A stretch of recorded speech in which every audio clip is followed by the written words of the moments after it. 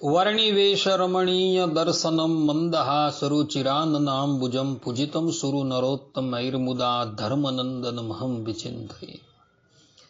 असतो मा षड्गमय तमसो मा ज्योतिर्गमय मृत्युर्मा अमृतं गमय। ओम शांति शांति शांति। अस्मद्गुरु समारंभां नाथयामुन मध्यमां लक्ष्मी वल्लभ पर्यंतां वंदे गुरु परंपरा।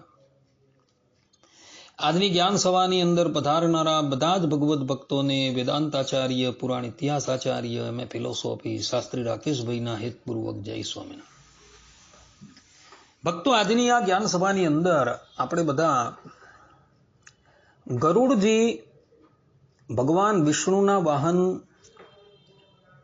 શા માટે થયા તથા ભગવાન વિષ્ણુના રથની ધજાની અંદર ગરુડ ચિહ્ન કેમ છે આ વિષયની ઉપર થોડી વાત શ્રવણ કરશું। મહાભારતના આદિ પર્વ અધ્યાય 33 ની અંદર એક કથા આવે છે। કથા એવી છે કે એક સમયે ગરુડજી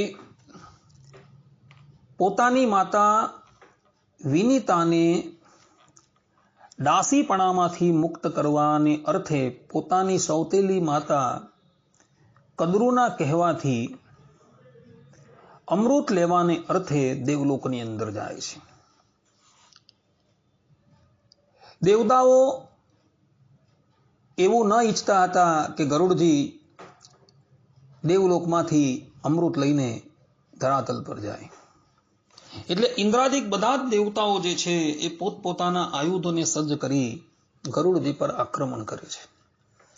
પરંતુ ગરુડજી જે છે જેવો અનાદિ મુક્ત છે અને લીલા વિભૂતિની અંદર એમનો કશ્યપ ઋષિ થકી જન્મ થયો છે, એઓએ પોતાના પરાક્રમથી સમસ્ત દેવતાઓને પરાજિત કરી દીધા અને બળજબરીથી અમૃતનો કુંભ લઈને એઓ પોતાની માતા પાસે આવતા હતા।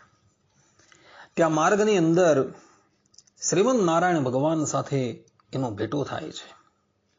શ્રીમદ નારાયણ ભગવાન ગરુડજીના પરાક્રમથી અત્યંત સંતુષ્ટ થઈ જાય છે અને ગરુડજીને કહે છે કે હે ગરુડ, તમે અમારી પાસે વર માંગો। ત્યારે ગરુડજી કહે છે કે પ્રભુ, કે હું તમારા રથની ધજાની ઉપર સ્થિત થઈ જાઉં, કૃપા કરીને આપ અમને આપના રથની ધજાની અંદર સ્થાન આપો। ત્યારે ભગવાન વિષ્ણુ કહે છે કે તથાસ્તુ। અને ત્યારબાદ ગરુડજી જે છે ભગવાન વિષ્ણુને કહે છે કે પ્રભુ, આપ પણ અમારી પાસે કોઈક વર માંગો। ત્યારે ભગવાન વિષ્ણુ કહે છે કે હે ગરુડ, તારા પરાક્રમથી હું અત્યંત સંતુષ્ટ થયો છું, એટલે આજથી તું જ મારું વાહન બની જા। ગરુડજી કહે છે કે ભલે પ્રભુ। અને તે દિવસથી ગરુડજી જે છે એ ભગવાન વિષ્ણુના વાહન તરીકે નિયુક્ત થયા છે। ધરાતલ્લી ઉપર જ્યારે જ્યારે શ્રીમદ નારાયણ ભગવાન મનુષ્ય રૂપ ધારણ કરીને આવે છે અને રથની ઉપર સવાર થઈને ભગવાન કોઈક સ્થાન પર જતા હોય છે, ત્યારે ભગવાનના રથની ધજાની ઉપર ગરુડજી વિરાજમાન હોય છે। કૃષ્ણ અવતારની અંદર જરાસંધની સાથે યુદ્ધ થયું, સાલ્વની સાથે યુદ્ધ થયું, ઇત્યાદિક દૈત્યોની સાથે યુદ્ધ થયા અને તે વખતે ભગવાન શ્રી કૃષ્ણ જે રથની ઉપર વિરાજમાન હતા એ રથની ધજાની અંદર ગરુડજી વિરાજમાન હતા। રામા અવતારની અંદર ભગવાન શ્રી રામ જ્યારે રથ લઈને કોઈ શત્રુની સાથે યુદ્ધ કરવા માટે જતા હતા, ત્યારે રથની ધજાની ઉપર પણ ગરુડજી વિરાજમાન હતા। કોઈક અવતારની અંદર ભગવાન શ્રી હરિ જે છે એ ગરુડ ઉપર વિરાજમાન થઈને પણ એ ભક્તનું રક્ષણ કરવા આવતા હતા। જ્યારે ગ્રહના મુખની અંદર ગજેન્દ્ર ફસાઈ ગયો, ત્યારે ભગવાન શ્રી હરિ ગરુડ ઉપર વિરાજમાન થઈને એ ગ્રહ થકી ગજેન્દ્રનું રક્ષણ કરવા માટે આવેલા હતા।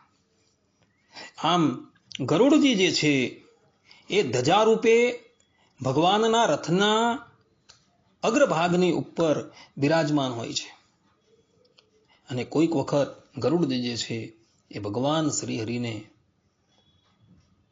પોતાના પર બિરાજમાન થઈને પણ એક સ્થાનથી બીજા સ્થાન પર લઈ જતા હોય છે. આ પ્રમાણે ભક્તો ગરુડજી જે છે એ ભગવાન શ્રી હરિના વાહન તરીકે કેવી રીતના નિયુક્ત થયા તથા ભગવાન શ્રી હરિના રથની ધજાની ઉપર ગરુડજી કેમ બિરાજમાન થાય છે એની કથા જે છે એ મહાભારતના આદિ પર્વ અધ્યાય 33 ની અંદર જોવા મળે છે. આટલું કહીને હું મારા પ્રવચનને અહીં વિરામ આપું છું. સર્વે સંતુ નિરામયઃ, સર્વે સુખીનો ભવંતુ, સર્વે ભદ્રાણિ પશ્યન્તુ, મા કશ્ચિત દુઃખ ભાગ ભવેત. અસ્તુ. જય સ્વામિનારાયણ.